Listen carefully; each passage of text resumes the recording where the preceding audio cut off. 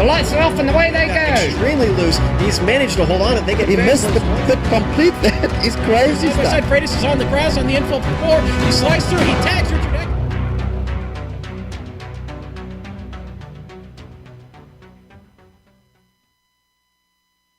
In the real world, IMSA has raced on the tricky, sinuous curves of Virginia International Raceway, but even for professional real-world drivers, that has proven to be a tough and grueling task.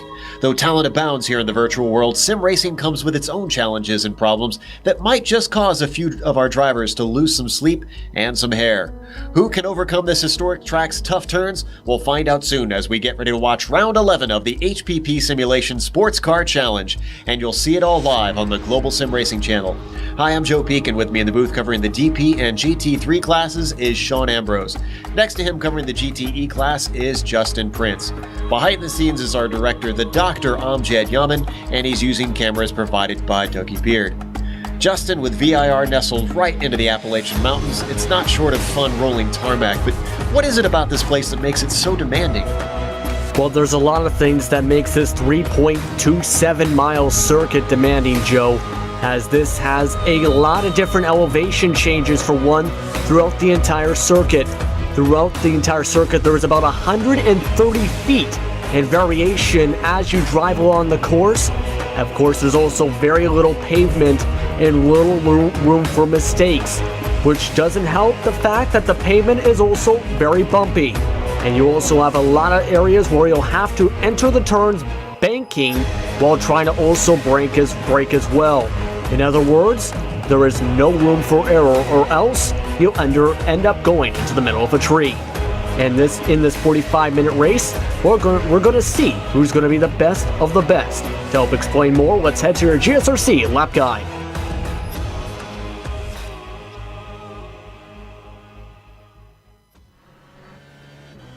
Alright, we've got Amjad Yaman in the GSRC BMW, so let's do a lap around VIR.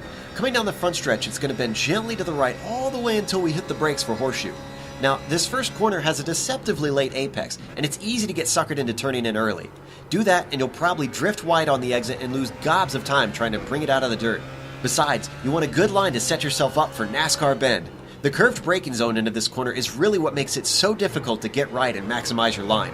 From there, it's a short burst to left hook. This is an extremely slow bend with an immediate switch back right that makes it feel more like a chicane. But the flow of the track means that you take these two right-handers effectively as one long arc to give yourself the right line into the snake. Finally, you've got a bit of a breather until you reach the uphill S's, so take a moment to collect yourself here. Then it's right back into a series of slaloms as you climb up and over each crest, just nipping each apex. Be sure to hug the right afterwards though, because there's not much time to set up for South Bend. It's fast and blind, and if you've got two loaded wheels in the grass, say goodnight. After that, it's time for Oak Tree. This famous double apexer really requires you to progressively slow the car as you get the rear to rotate. As soon as you can, get back on the power because now we're dumped directly onto the long backstretch. Get a bad exit out of Oak Tree and you'll be kicking yourself as you accelerate over the rolling Virginia hills. However, if you did get a nice launch, now's a great time to pull into the slipstream of your competitor and try to fly by before you have to brake for the roller coaster. Because honestly, you don't want to be going side by side into the braking for this turn. The track rises, making it unsighted, and also jinks to the left, compounding the difficulty. If you did manage to get it slowed, late apex that baby, and then let the car drift right after the kink. Now you're coming up to the tricky and equally crucial hog pen. It's a downhill bend right, then if you manage not to drift wide, you'll accelerate through the second apex and fly up the hill past the pit entry. You can see we're back to the gentle bend to the right, so you finished a lap around VIR.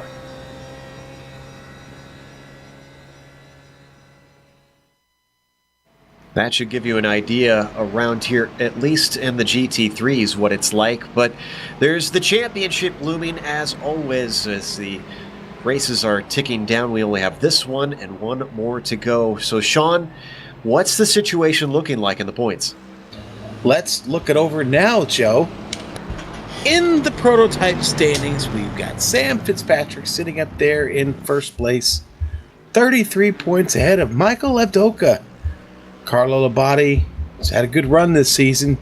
Don't see him here tonight, though. 54 points back. Certainly going to be tough for him to gain any ground if he's not here to race. Clint Shane Smith here, 91 points back there in fourth. And Luis Paulo Gallon, 101 points back, Joe.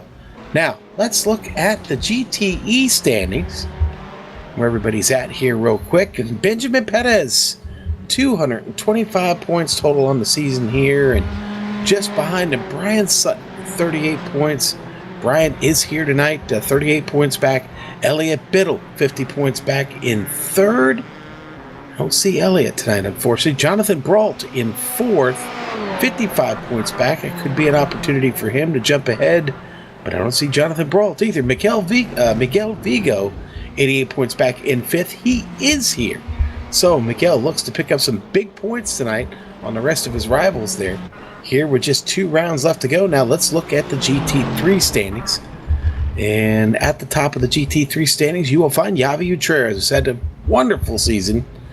Been fighting with Dexter for most of it, and now 229 points, 23 points to the good there on Dexter Castro.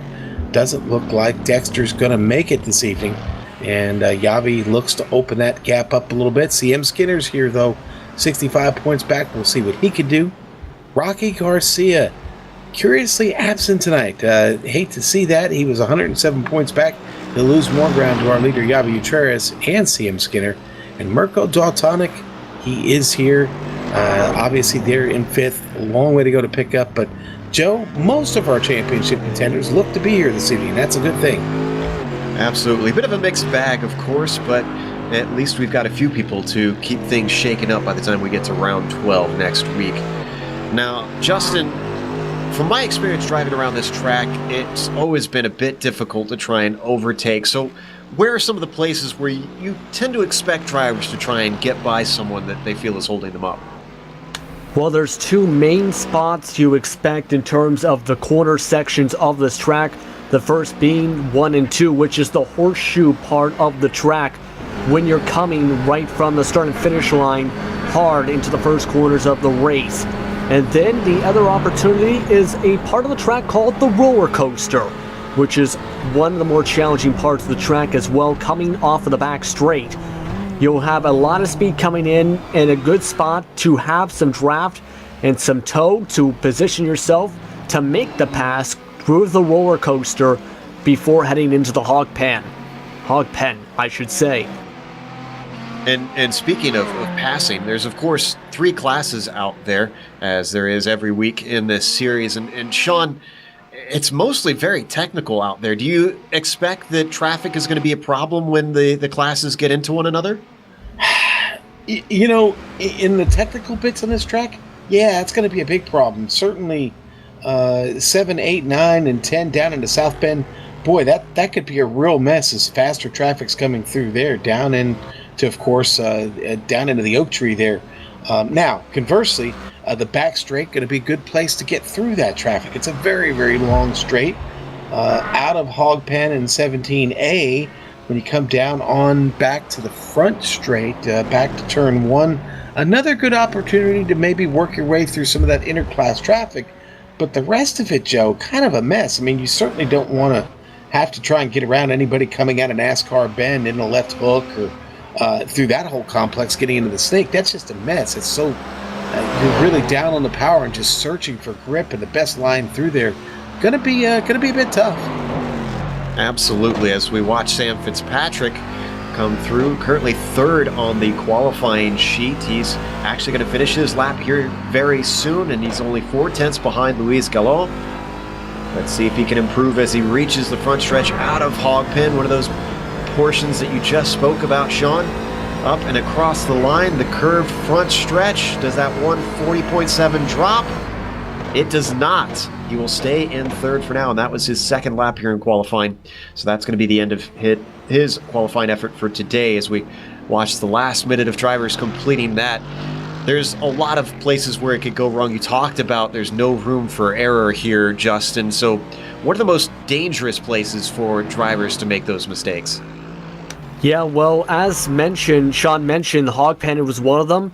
Roller coaster, while being a passing zone, could also be a very dangerous one because, like we mentioned, if anything goes wrong in that one section, you'll bump into a car to the outside in that corner.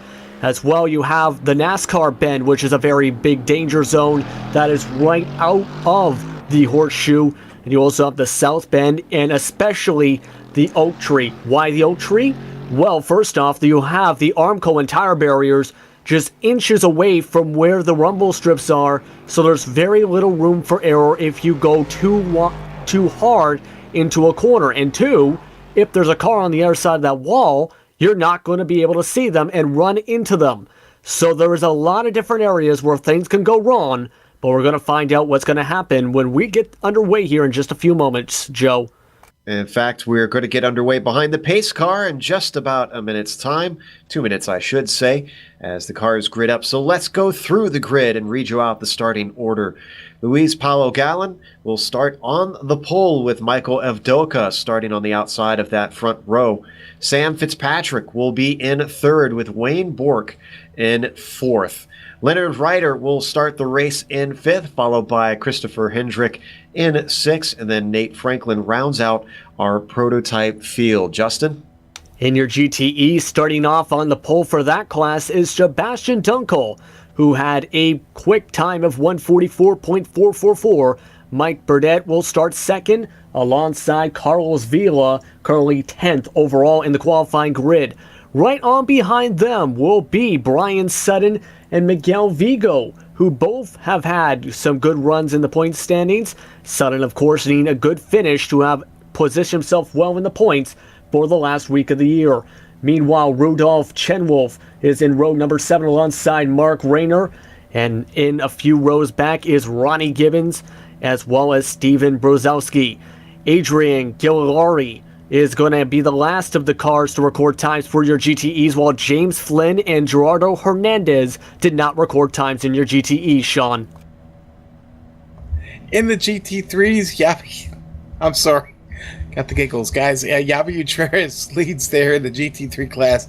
Georgi Zajan is back with us this weekend, 21st. I thank him. CM Skinner, 22nd.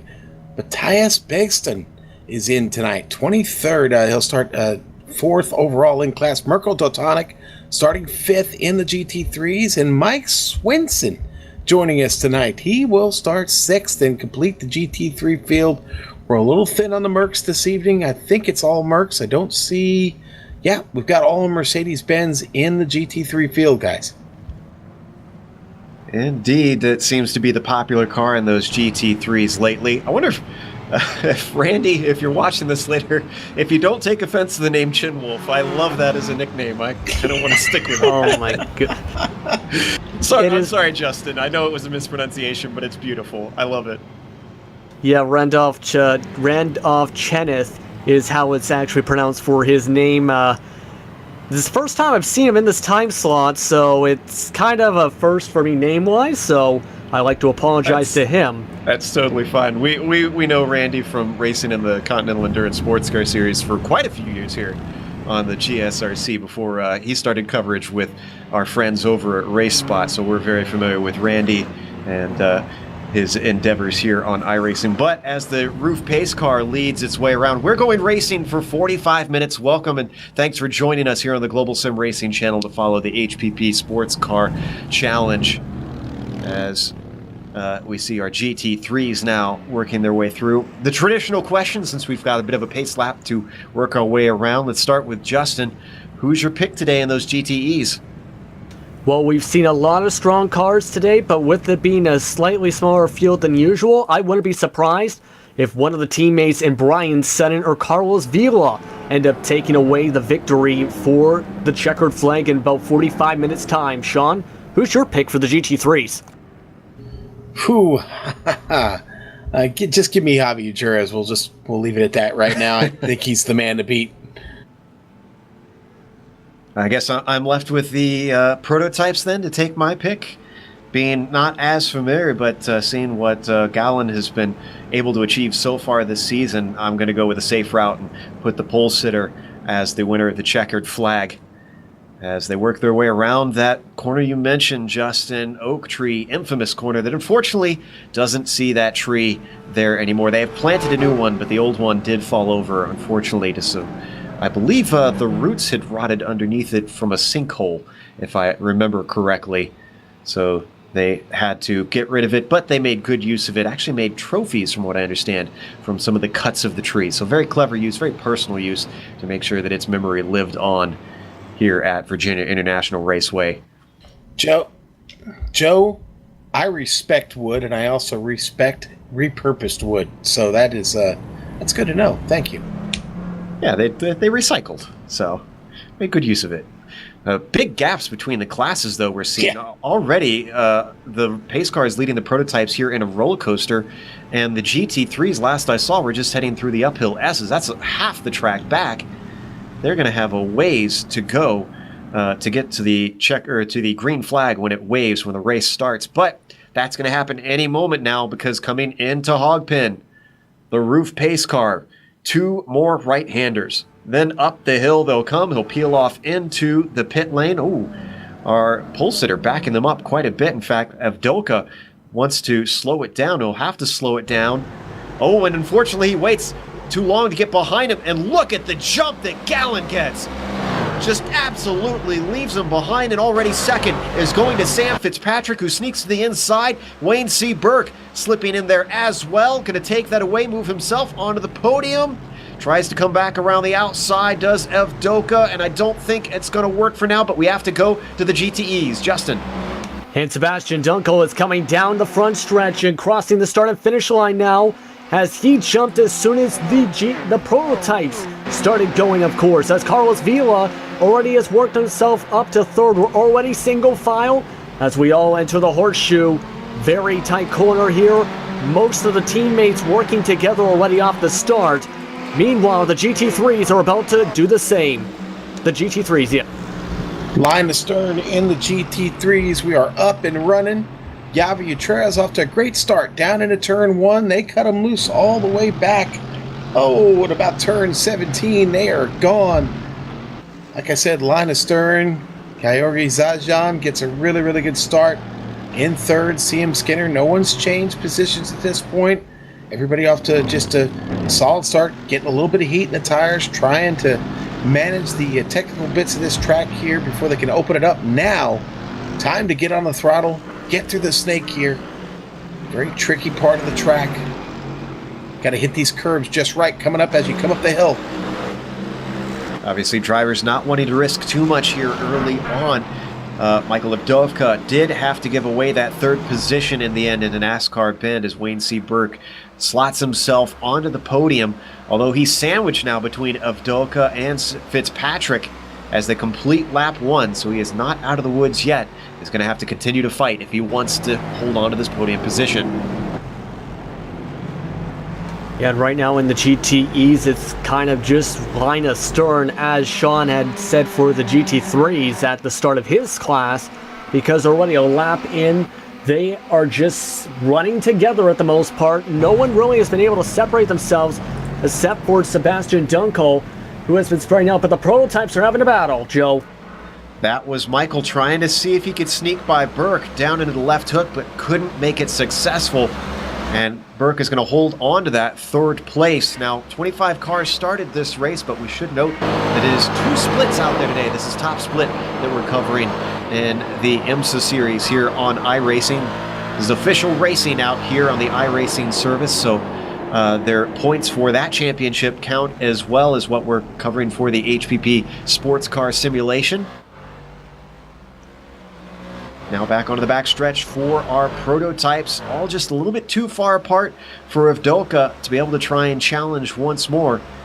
Burke looks like he is gaining ground on Fitzpatrick, but he might lose track before he is able to take a pass.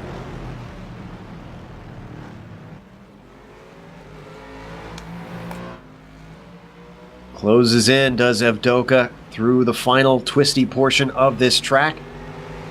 Still putting the pressure on to Burke, who is not relenting. Oh, but there he makes a mistake. Yep. Goes a little bit wide out of hog pen. That's the only opening that Michael needs as he just streams on by the front stretch. Yeah, a little surprised to see Michael struggle early like he has, but that was the opportunity he needed, Joe, just like you said. Now he can get to work on getting back to Fitzy here. Oh, mistake behind them, off into the grass. Christopher Hendrick going wide into the horseshoe allows Nate Franklin to hold on to 6th. We're going to look at that replay. I think that this was mostly just driver error, not an attempted pass from Hendrick. You see he smokes him as he locks him up, trying to stay out of the back of Franklin. and then returns after the grass. And you're speaking of grass, too wide going through the pig pen just a few moments ago in the GTEs. Mark Rayner had been pushed down to the grass, going too wide alongside one of his competitors in the field, and ended up going through the hog pen, pardon me. As you can see, that is Steven Broskowski, who was the one who is the benefactor from that too wide situation, coming out of the roller coaster into the hog pen, because like you mentioned, not a lot of room for error, and that led to the grass. And now it's a battle for 8th position here. As we watch this battle, Hernandez also managed to sneak by Rayner after that mistake and get himself up into 17th overall. But we were riding on board with Brzezowski, trailing the car of Gilardelli. Now as they come through South Bend and up into the tricky braking here into Oak Tree. This is one of the most critical exits of the lap. Let's see if Brzezowski can get a run onto the backstretch.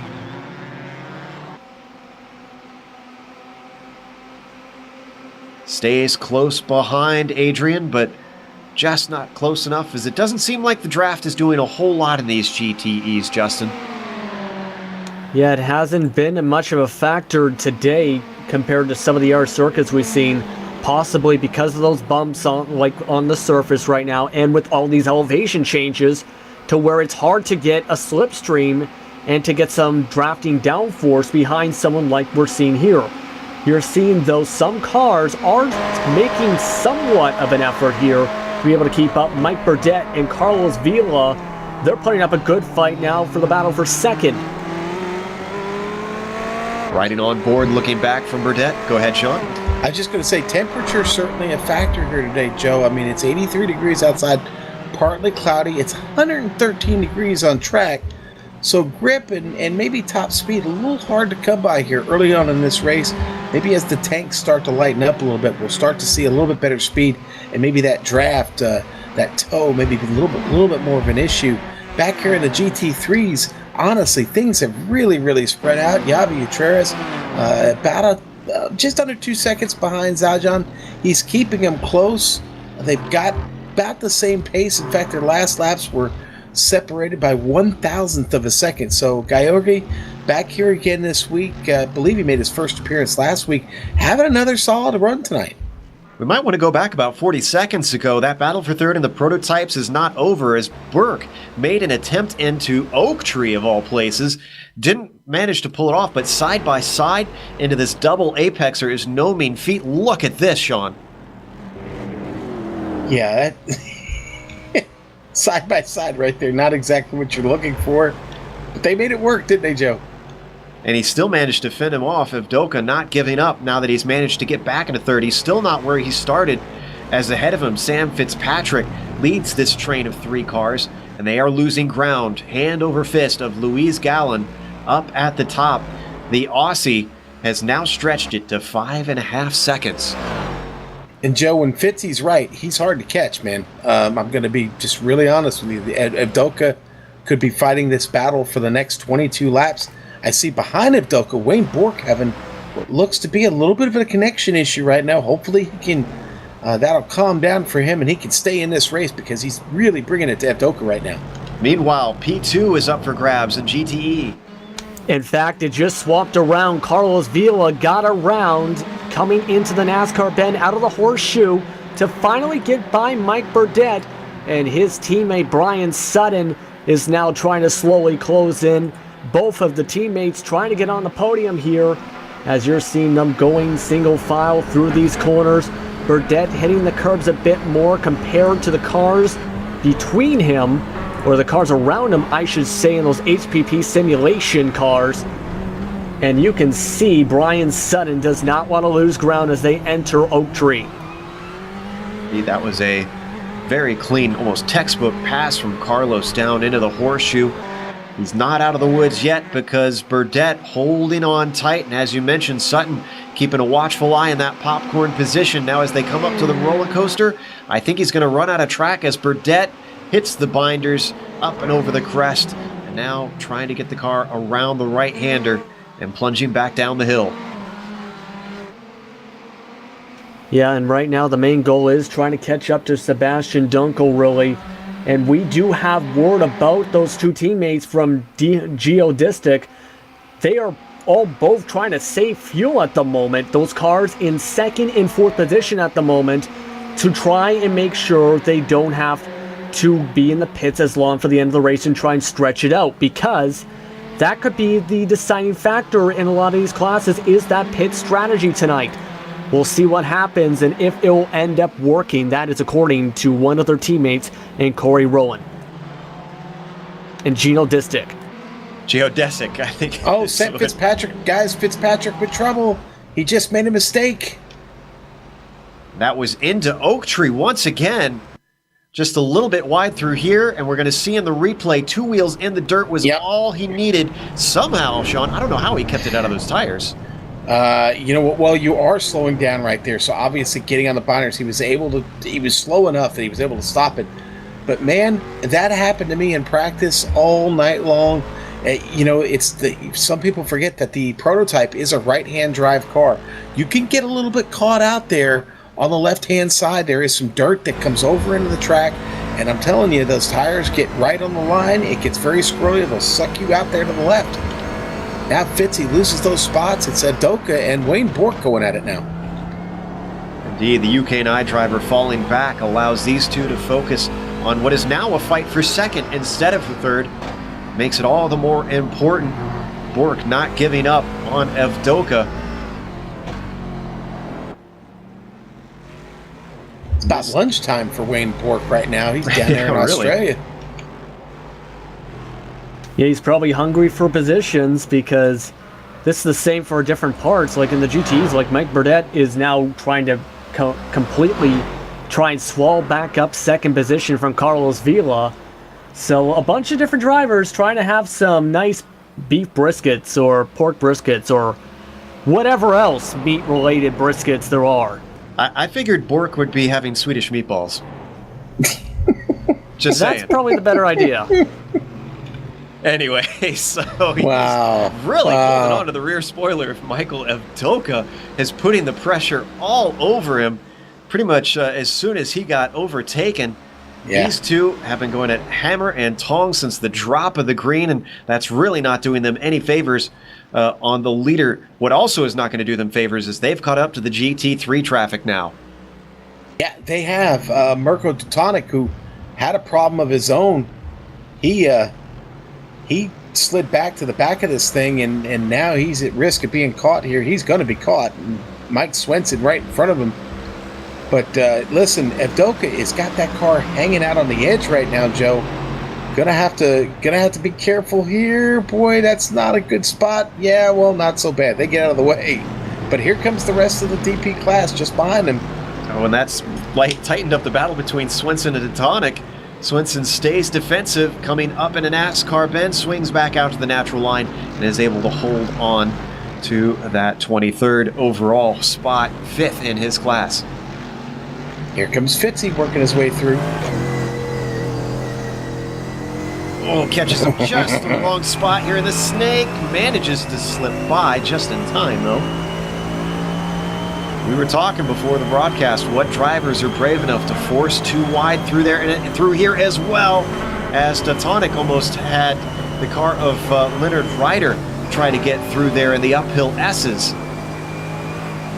Oh, and he's off. Teutonik through South Bend. So we ride on board with Swenson with more cars going through.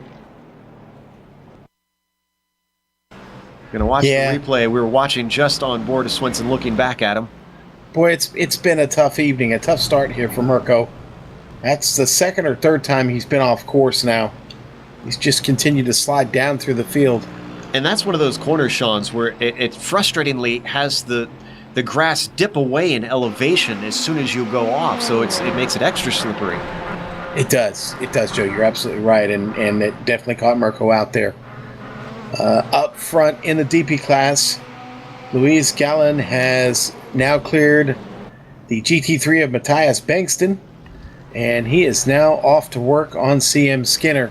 Skinner, a podium position for him right now in the GT3 class, but unfortunately finds himself almost 5.5 seconds behind Georgi Saijan. And, man, that's going to be tough because those Yori was really, really fast last week, and he's going to be hard to catch. Yavi Utreras, our leader, 12 seconds ahead of CM. So CM having to deal with this traffic now. Here comes Gallon up on his left. Not the best spot to get caught, but they make it work. Yeah, Skinner, unfortunately, also well ahead of Matthias Bankston at 4 seconds, so really in his own box. Meanwhile, what's going on with Burdett? Up in our and GTEs. my goodness. Yeah, looks like let's take a look at this. This is through the roller coaster. We were just talking about or getting ready to queue up his 4-car battle for second, and then Burdett, something had to have happened to his wheel because it looks like his car just went straight and right off the track. That is very strange for the Aussie there. Something has to be going on with Burdett for that to happen. It almost looked like actually maybe the tail swung out a little bit coming onto the entry to Hogpen. I wonder if maybe the car got loose and by the time he caught it, it was just heading in the trajectory of that grass. Hard to tell, but we'll find out from the Australian later as he is now towed to the pits. Meanwhile, up in the lead, Sebastian Dunkel still with that 4-second lead over Vila. Yeah, he's stretching out a gigantic gap really right now because as you're seeing, he's just been having a near perfection of a race. His times currently are starting to fall off a little bit, though, compared to the two teammates behind him, who both ran faster laps compared to last time around. So right now you're seeing here Carlos Vila and Brian Sutton. They're both working together now to try and catch up to Dunkel, in fact, right now because of this big gap. We'll see if that strategy plays off for this team. And I think we have the first of our scheduled pit stops. Leonard Ryder has come on in and has exited back out of the pits. Last place of the prototypes. And that's certainly early. Look to see the prototypes maybe go, most of the field actually go a little bit longer than that. And speaking of the prototypes, well, Gallon still in the lead, just past second in the GT3 field. Aori Zajan, and now he is closing in on our leader, Yavi Utreras. Yavi's still got great pace here, Joe. Almost 8 seconds now over Zajan. This is going to come down to the pit stops. As long as you're perfect, you should be in good shape. Yavi has really, it's been pretty much a flawless drive. This is the first traffic he's going to see here. I was going to say, should he pit now, seeing the traffic coming up behind him, but he elects not to. Keeps that Merc out on track. With the difference in lap times, he should be caught this lap, shouldn't he? Yeah, that's definitely going to happen. Seems like a missed opportunity, although I guess he could pit next time by and just avoid the rest of the traffic potentially. Have most drivers in this series been sort of employing a tactic such as that to try and get out of the way of the leaders coming through? You know what? I've only seen it happen a couple times, Joe. For the most part, they've been running the fuel out but just about as long as they can go to minimize that second stop. But like I said, I've only seen it a couple times where someone's actually decided to go in before the traffic got to him. Maybe a missed opportunity for Yavi here. Now he'll make it around clean as Gallon gets by, and he catches him right before the S is there. So good spot. Yeah, Very convenient for him. Go ahead. Let me just add to that as well. It is common, though, to see drivers try and get out of the traffic by doing a pit stop, though. When they're in the middle of that said traffic jam with a bunch of lap traffic and faster cars around them. So it's not completely unseen to do it, like as Sean said, in front. It's just some people, as smartly as it is for some people, they just decide, I'm not going to deal with this traffic around me, and decide to just get the fuel now. Burke is putting more pressure onto Abdulka for that second place in the prototype, so much so that Michael that time went defensive into the roller coaster. No serious attempt made down into the braking as those two come around. Let's see if they possibly elect to head into the pits or if they stay out. They're going to go around another time. Getting close to the halfway mark in this race, though. You know, Joe, I don't know if we could spend a whole lap just watching Abdoka's car. He is really torturing this prototype. I mean, he's got Bork all full in his mirror, but he is just driving the wheels off of this thing. Now, it isn't necessarily equivalent to speed, but it is really on the edge. Speaking of the edge, they've got Uterres up ahead of them, and they're catching him in a little bit of a bad spot. They're coming into the snake now. Is this going to give an opportunity to Burke, possibly, if he slows up the car of Evdoka? Nowhere for him to go. He's going to be on his tail. One's going to sneak through before the uphill S's, and two is going to get him. You saw Yavi just cut it back across there as quick as he could as soon as they were clear. Wonder if maybe there's a little bit of a lift to help facilitate that as well. You see Evdoka just, again, the car is just all over the place, but he just seems to reel it in enough to keep it in the gray. A trail of dust coming out of that car, coming out of Oak Tree to show you he is right on the limit of the track. Obviously, this is not the widened version that they have in the real world, having recently been repaved and extended it in portions. Slowing it up once again. Oh no! Locks it up. And if the tail swings out and he's off the track. A little bit further on the edge than he wanted to be right there. That's going to let Fitzy by. Here comes Fitzy. Let's check the replay. Position back for Sam. But boy, Michael just seemed like... I have to agree with you. It seemed like he just was pushing a little bit too hard to get the most out of that thing, and certainly handed Bork that second place on a silver platter, who's been having a great race, having started in fourth in qualifying and now up to second. Now he's got a long way, 7.5 seconds up to Gallon, but never say never in this series. Also have a replay of Brzezowski here, Justin. Yes, I was just about to mention that as Brzezowski, as he was going through some of the bends, this is about turns 4 and 5 in the left hook. As the replay comes right up here, you can see... Yeah, this is... And now we have the proper replay. Apologies for that. This was the first of many loose situations, or a couple loose situations he's had, as he went too hot into the corner, slid around a bit, lost some time, and that eventually led to him losing a bunch of positions later on in the circuit as we continue to fall on with Brzezowski as he leaves there and goes down one of the main straights towards the south bend on this replay. Right now, Brzezowski under threat from Ghilardelli and Hernandez tailing him closely. A Ford and a Ferrari, both trying to hunt that Ferrari 488 down as they break one more time down into the horseshoe.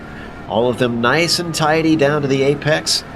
Just a little bit off for Hernandez. Able to keep his pace, though, as we ride on board the Ford.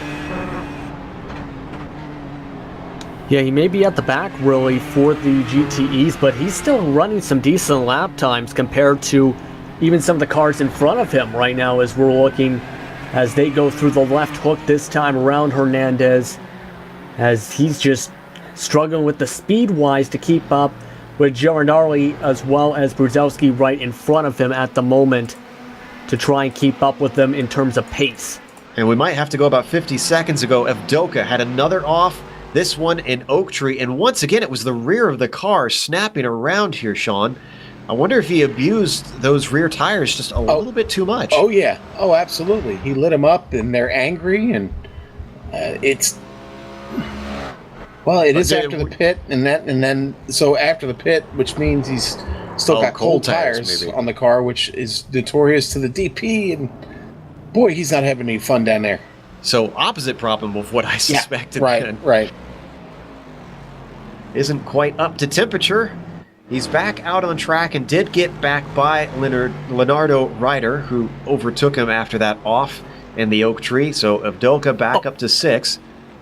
And speaking of offs, Ronnie Gibbons trying to make a pass on Mark Rayner just had the set off through the hog pen. As we'll check out the replay as soon as we can have that available to you. In fact, we do.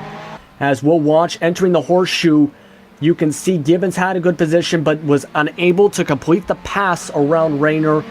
Then here comes the hog pen, and he just decides I'm going to try and cut to the grass for the pass and just can't do it, and loses a ton of time for that set position. Just welcome everyone to VIR, where one mistake leads to you going in the grass. Absolutely. Well, that's what Gibbons gets for monkeying around with a pass in one of the more difficult parts of the circuit. And Sean, what have you noticed? I got Nate Franklin coming in the prototype class. One of the huge ass drivers. Didn't know he had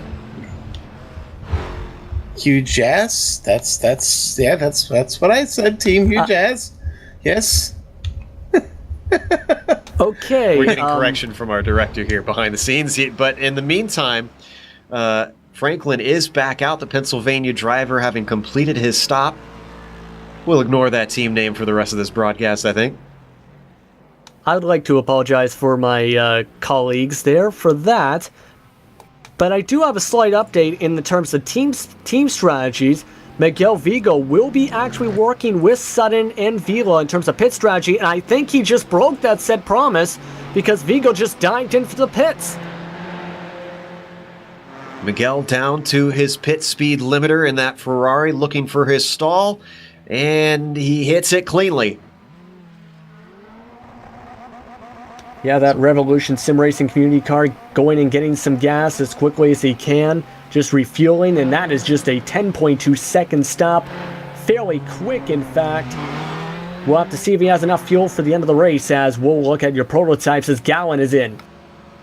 All right, prototype leader, that red machine, looking for his stall. Should be easy to find all the way at the front with him having the pole. And he also comes in and hits his mark cleanly, as behind him we see Ronnie Gibbons in and out with his stop in the number 19. That's going to leave Wayne Burke to inherit the lead. He has yet to make his pit stop, though. Joe, there was a big development in the GT3 class. CM Skinner came in and got his pit stop, and actually, Yavi Utreras is coming down the pit lane now. He's at his stop. But CM Skinner came out into a hornet's nest. GTE traffic coming through. Brian Sutton, Randolph Chenoweth. Boy, Chenoweth almost gets into him right there. They're coming up the straight. Yeah, he's going to lift just a little bit, let him through, I think. Oh, and Avdokas, he had another problem. Yep. He's off in the horseshoe. Man. Right in front of Leonardo Ryder. Oof. Boy, it's just continually gone downhill for Avdoka. What a shame. That was very close for him sneaking by that inside. Yeah, that looked like that time he had lost some brake control or something. As I don't know if that's the exact case, but it just looked like the back end disappeared on him. He's been struggling then. I fear that maybe Avdoka has taken loose fast a little bit too literally as we come back live. He's still in 6 as Christopher Heinrich is still behind him. The Californian last in class. You know, Joe, I mean, he could have just missed it on the set just a bit. Downforce might be not enough downforce, obviously. With the way the car's been sliding around, that could be an issue. Speaking of sliding around, Steven Brzezowski has just slid out of the horseshoe and is coming back on track right in front of a car who just came out in Chinnis right there. Miguel Vigo, in fact, he's just came out of, as we'll check out the replay if we do have that. He had just slid coming out of the pits and into the grass, really, through that horseshoe segment. He's still in the top 5, luckily, as we do have some prototype developments. Burke has come in and out. That hands the lead back to Gallon. You saw on your screen Randy Chinwolf has come back out in 15th overall. And he's actually going to be fighting for position with Hernandez unless Hernandez comes in soon. So he's going to hope for everybody else affecting their strategy sooner rather than later. Joe, I think Wayne Borg's going to make a run of this. I mean, he's only just under 4 seconds behind Luis Paulo Gallon now, and both have made their pit stops. I don't know. I like the way this looks. See what kind of laps Wayne throws down here. I was just going to say, that's really what's going to tell it, because 4 seconds, do you think you can make that much up in 16 minutes? No, you know, if he's turning a little bit better every lap, maybe. This outlap going to be very important here, though. He's still kind of tiptoeing his way around. We know that outlap can cost you a couple seconds sometime. But right now, Wayne seems to be on it. Brzezowski has come in, releasing Miguel Vigo, who was all over the back of him here at the latter stages of this lap.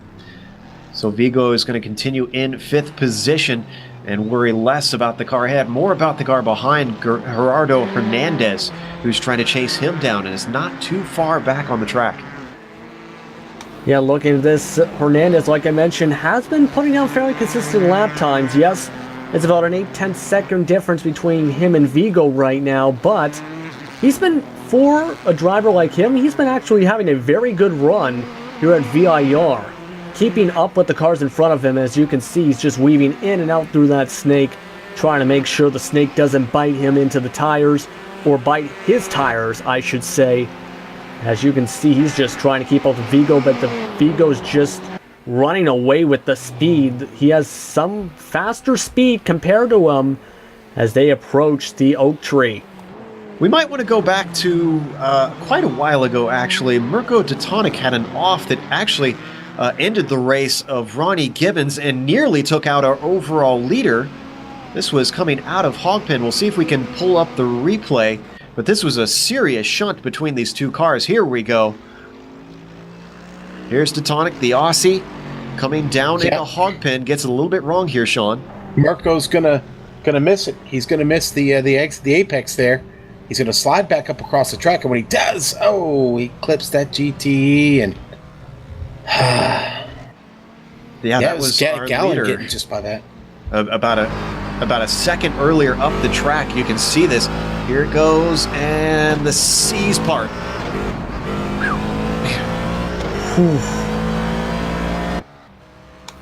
That's some serious luck for our overall leader. That slowed him down just a little bit, as the gap is down to 3.8 between himself and Burke, but I don't think enough to really cause him any worry on whether or not the Australian can chase down his fellow Aussie.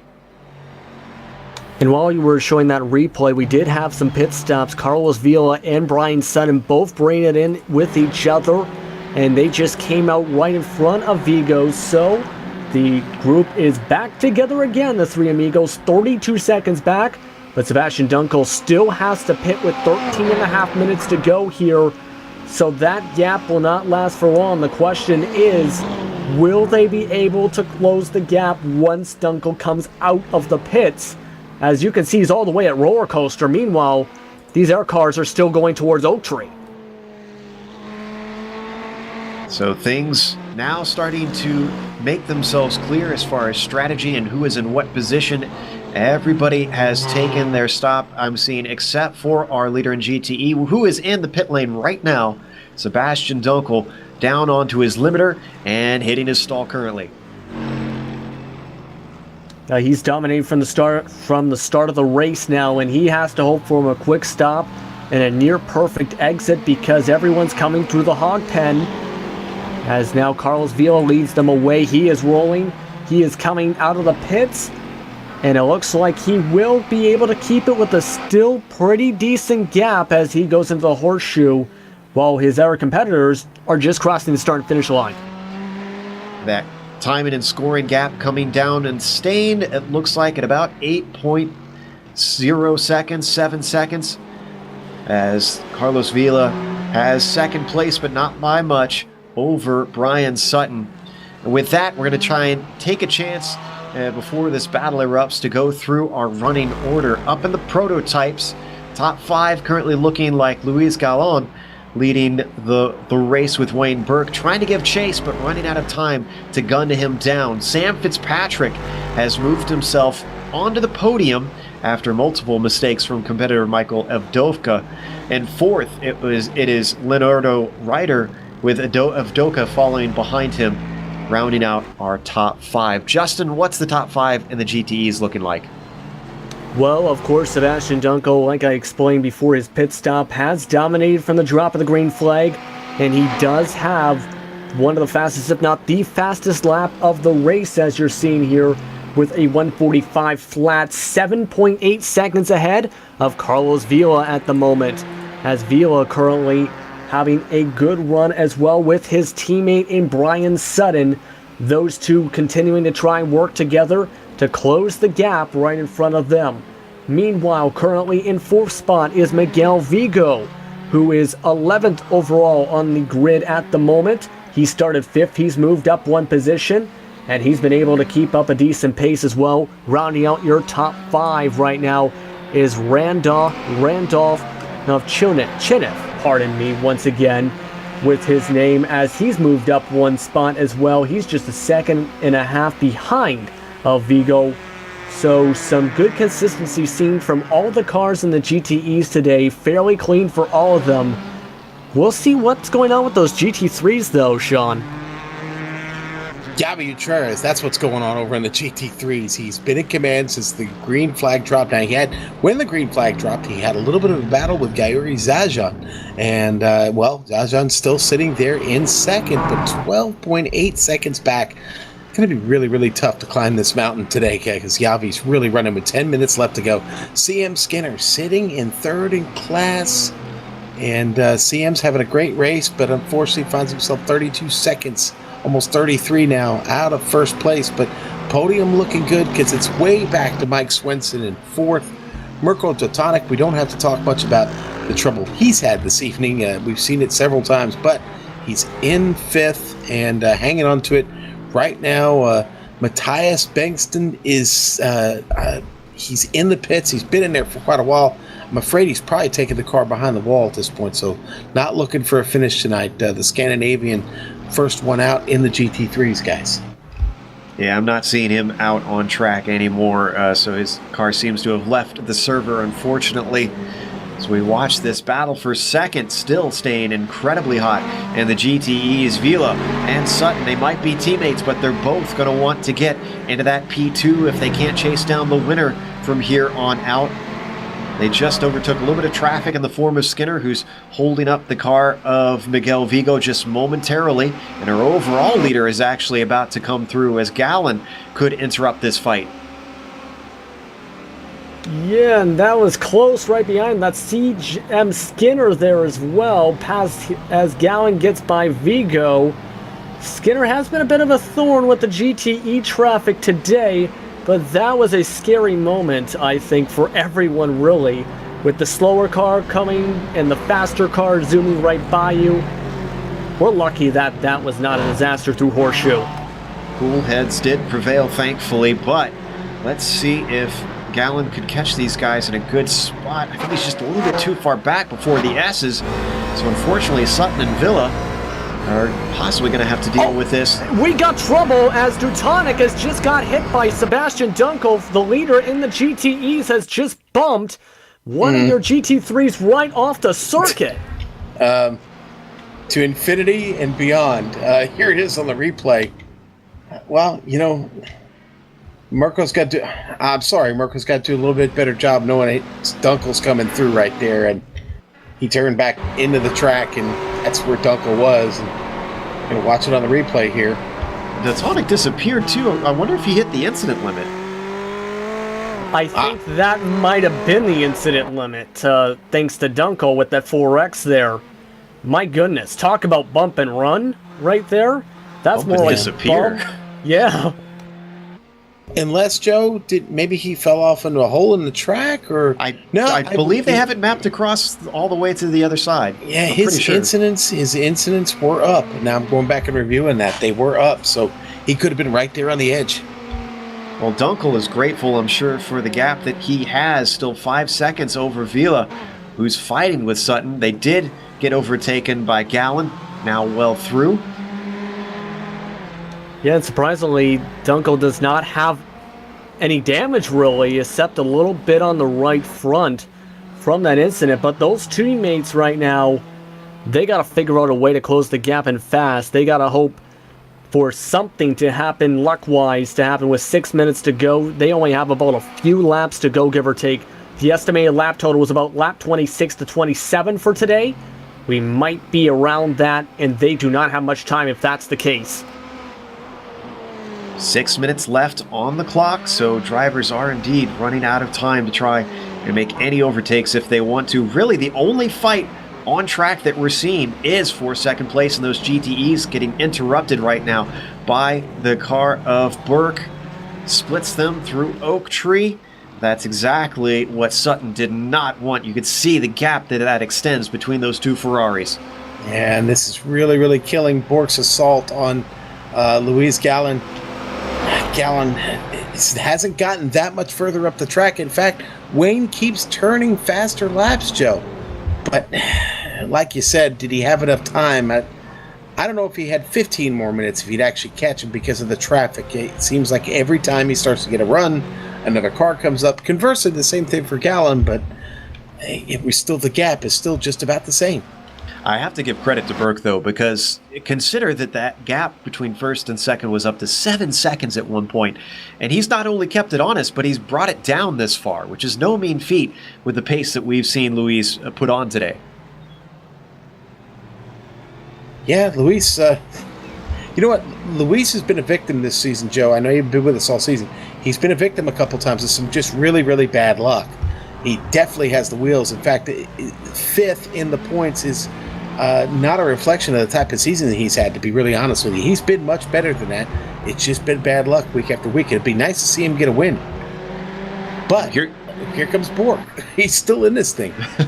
I was just about to say, here's hoping Commentator's Curse does not come into play now with the race that he's been having. He's leading the whole way except for pit stops. The number 3 looking very solid currently. Let me say this.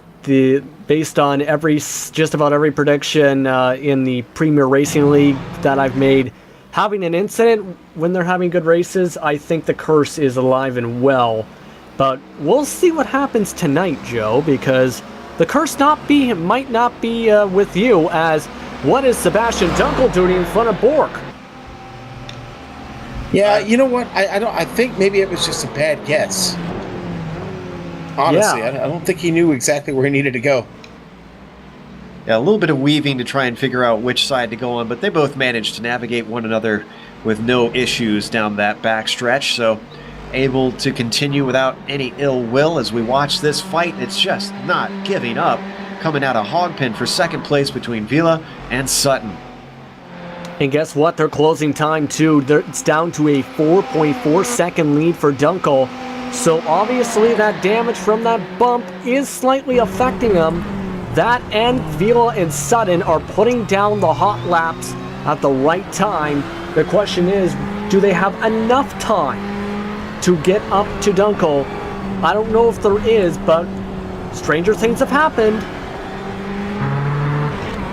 Now, did that GT3 car hold up Gallon there? Because what was 3.5 seconds is now down to 2.7, and I think indeed in the Hogpen, it looks like Zajan held up Gallon just a moment. It didn't do anything wrong, just was in the wrong place at the wrong time. Yeah.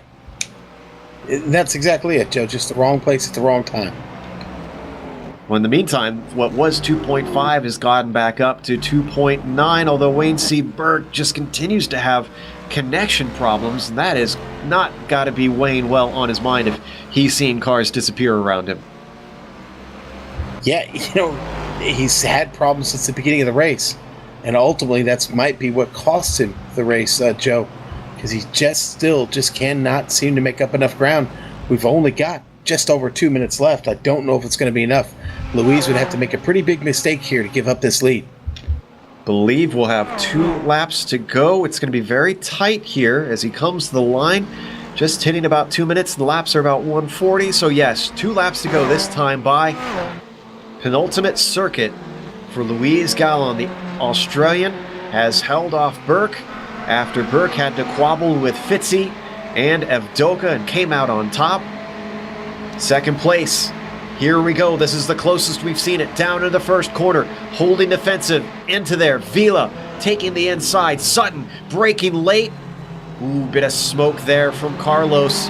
He's feeling the pressure, but he manages to navigate that first corner successfully and does hold off his teammate. Yeah, they may be teammates, but when it comes to 2 to go, all teammate affiliations just about go out the window, and you're seeing exactly that there with the defensive lines Vila's taking, trying to hold up Sutton.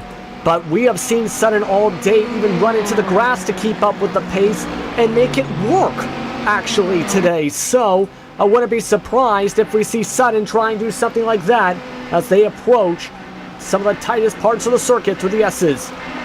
And behind them, Vigo has run them down. This is now a 3-car fight for second place.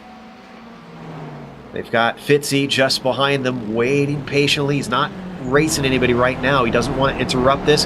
Now he's going to get a good opportunity. Oh, but he spins the wheels coming onto the backstretch. And on top of it, there's lap traffic in the form of Zajon. And this is getting interesting. All the GTEs getting a line. Oh, man, that was very close. Fitzy trying to give everyone a heart attack there. But Okay. Sorry, guys. Joe Gallen going to come by for the white flag. This is the white flag now, and he's caught the GT3 leader, Javier Treres.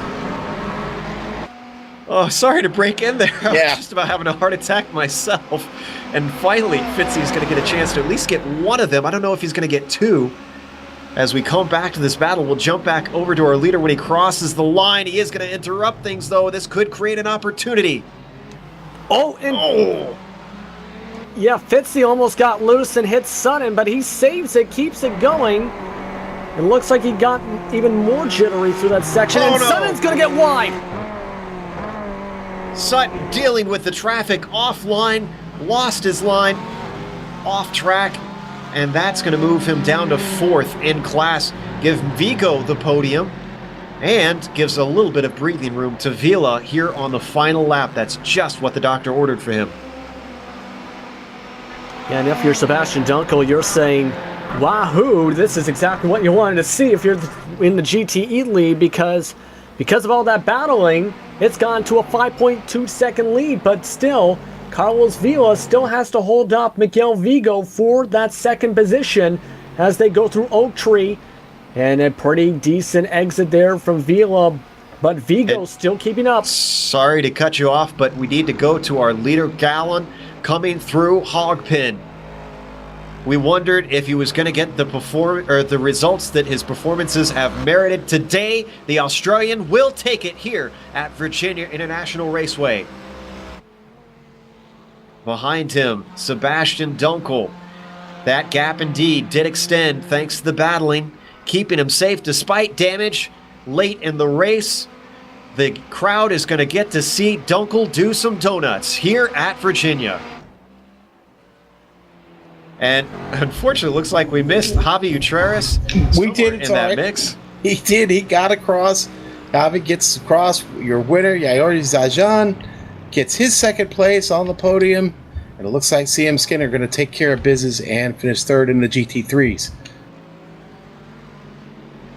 Indeed, the rest of our cars just finishing up. Doesn't look like we have any battles left, unfortunately. As everybody comes to the line, there's Nate Franklin, who's going to take 6 here in the prototypes. Sutton, unfortunately, not happy with Fitzy, it sounds like, in that position that he lost. With that, we are going to go to break here with the HPP Simulation Sports Car Challenge. Got the name right, turned into Bill a little bit today. And after the break, we'll have the official results as well as driver interviews. And on screen, we'll have all the upcoming races here on GSRC.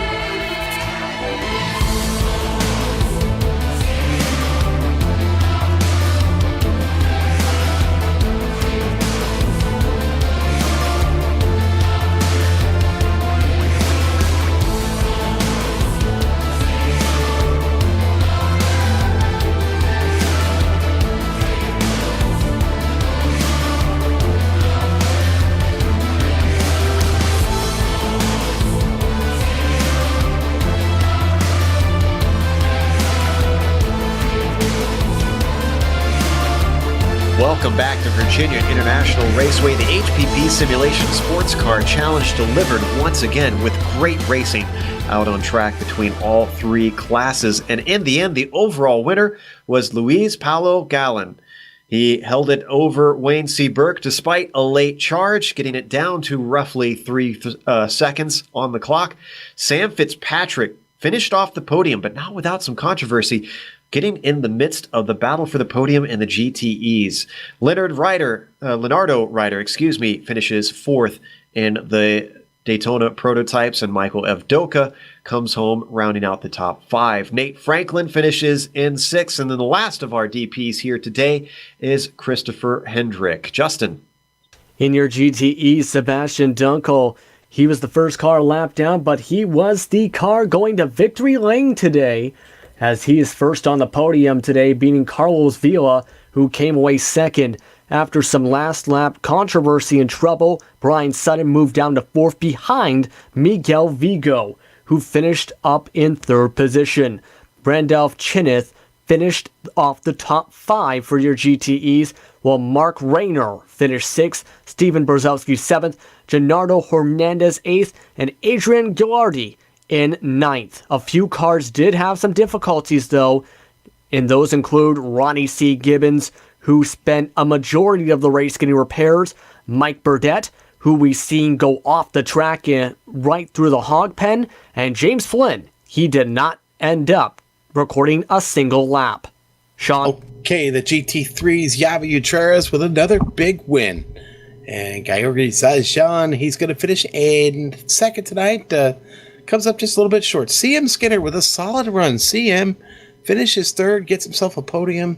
Mike Swenson hangs on to get a 4th place. Mirko Dotonic going to finish 5th tonight. Tough night for him.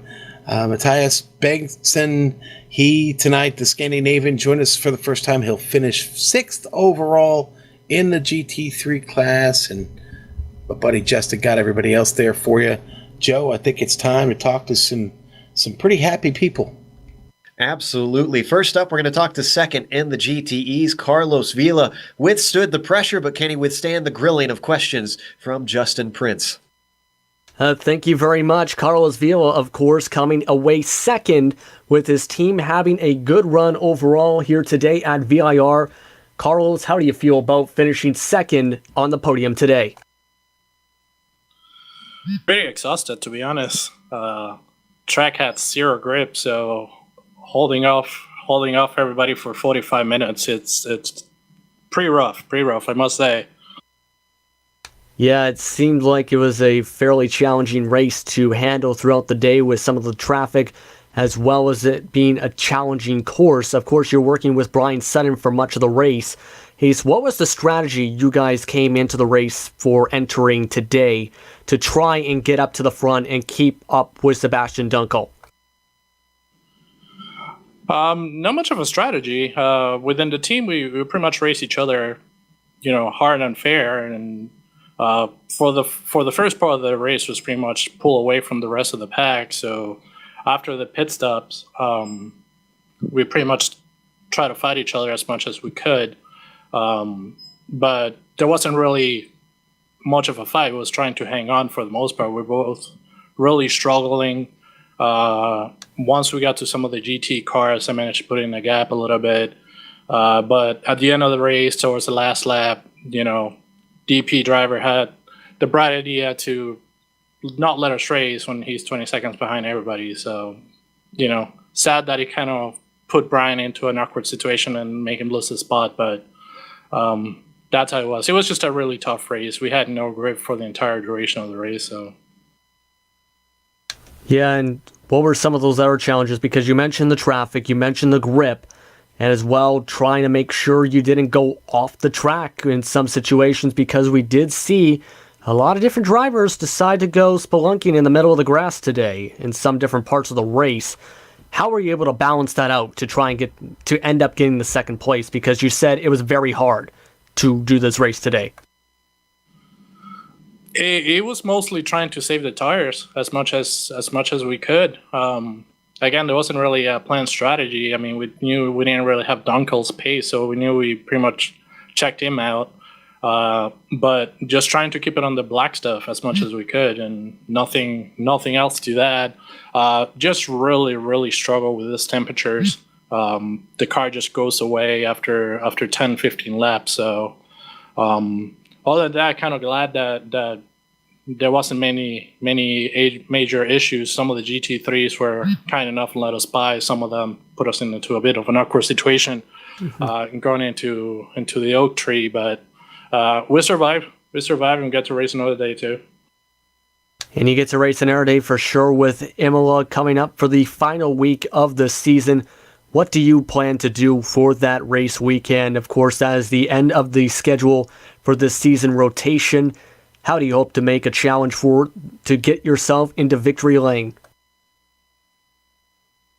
At this point, it's a little bit of luck, really. No, we prepare. We try to prepare a little bit ahead of the week and try to race as early in the week as we can to kind of get a feel for the race. So hopefully we get a little bit of cooler weather in Imola. It's a good track. It's a good track that fits the team for the most part. So we shall see. Hopefully we get lucky. We'll see what happens. You get to your phone messages because your phone is vibrating like crazy in the background. Thank you very much for the time, Carlos, and congratulations on the second place finish. Yeah, thanks, guys. Appreciate the job. And that was Carlos Viola, who finished second in your GTEs. Sean Ambrose has Miguel Vigo, meanwhile, Sean. Miguel, congratulations, buddy. You get yourself a podium finish this evening. What was the race like out here at VIR? Carlos was just talking about grip. Was it as big an issue for you? Yeah, I mean, usually for like the beginning of the week, the track has been pretty good, mostly default, and today it was just no grip at all whatsoever. I don't know if Carlos mentioned, but I usually run with the geodesic guys. Together, we usually practice together, so in a sense we're teammates, and all three of us were just complaining the entire race because we had no grip and we couldn't really catch up to Dunkel. So yeah, that was the challenge, trying to get to Dunkel, and well, let's face it, you guys weren't able to pull that off, but the podium finish for teammates, you've got to be happy about that. Yeah, exciting that we finally all three of us basically get on the podium. We weren't really sure if this track was going to be our strong suit all throughout the season. We've been finishing kind of right up there, but usually fourth, fifth, or just top five for the most part. But it was a pretty good run today, and we're pretty surprised that we were pretty strong here today. It's unfortunately we kind of wish that Sam Fitzpatrick would have let us just race for that last lap. That would have been more interesting instead of trying to meddle in and trying to pass us three. But it is what it is, and that's racing. Well, Miguel, I don't get a chance to drive the Ferrari much. Let me ask real quickly, what are the most challenging parts of this track of VIR in the Ferrari? I think with the Ferrari, I think for this track it's a lot easier to drive. I think a big stigma for this track is that it's very technical.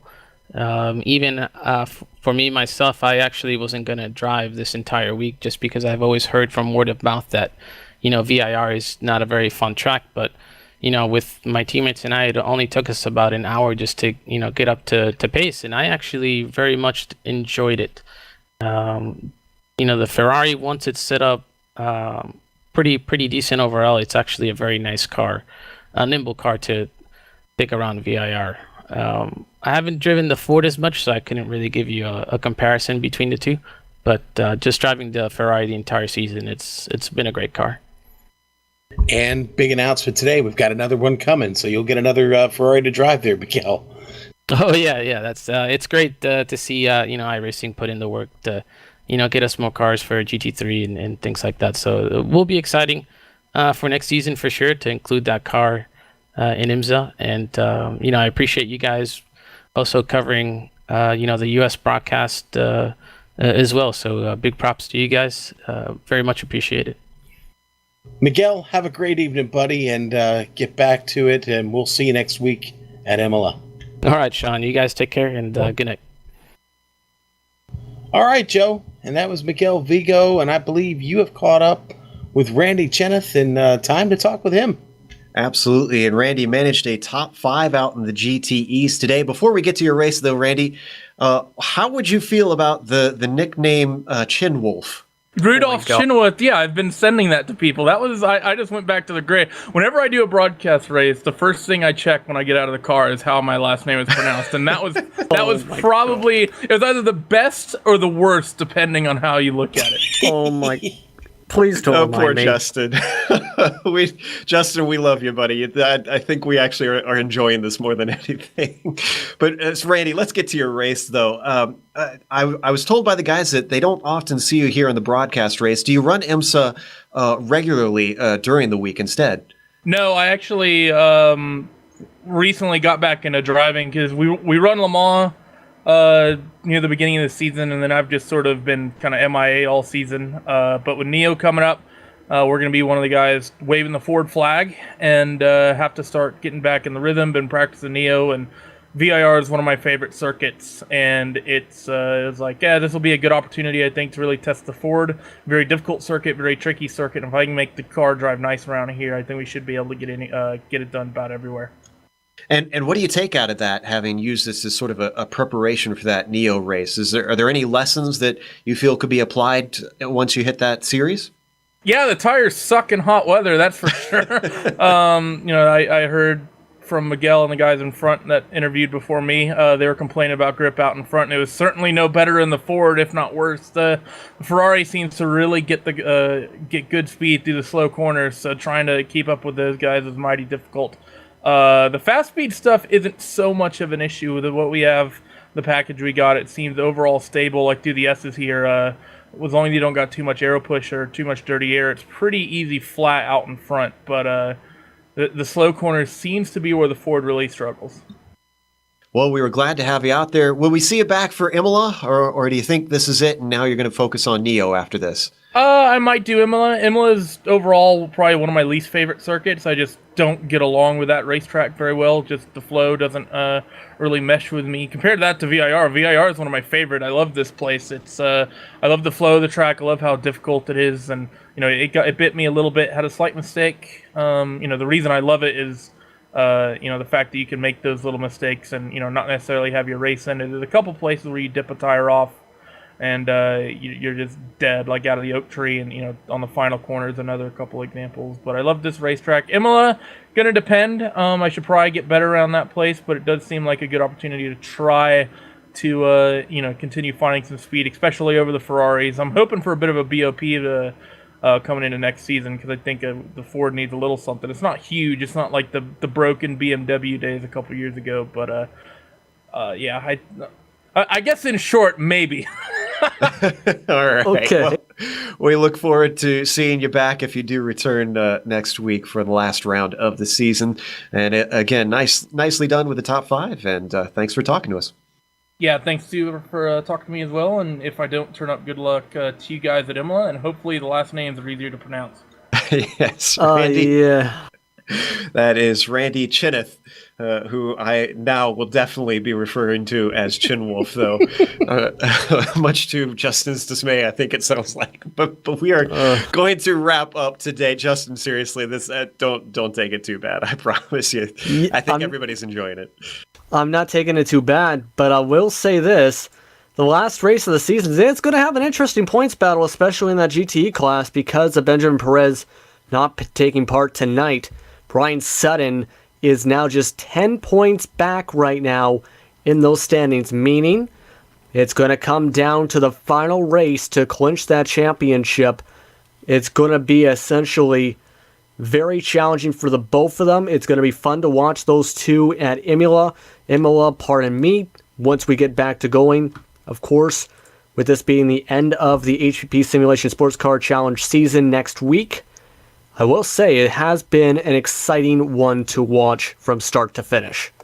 Certainly has. I love the show that they've been putting on, proving that this IMSA series is worthy of more attention here on iRacing. Before we go, we want to thank HPP Simulations for sponsoring the HPP Simulation Sports Car Challenge, and thanks to the companies that provide the software and hardware for our broadcast listed here on your screen. Additional thanks to Eric Ekholm and Casey Lalonde, who provide our wonderful music. See the screen for how to get a hold of more of their great work. Thanks to the team today, Sean, Justin, Amjad, and Dougie. If you'd like to find out more about GSRC, including upcoming races, you can find it at globalsimracingchannel.com, or you can check out our social media on Twitter at GSR Channel, or on Facebook at /Global Sim Racing Channel. The next race, as we've mentioned, is over in Italy at Imola. That'll be September 1st at 8:45 p.m. Eastern. Don't miss it, the last round of the season. We also have upcoming races for other series listed on the screen, so check those out and mark them down on your calendar. However, until next time, race clean, race hard, and we'll see you on the track.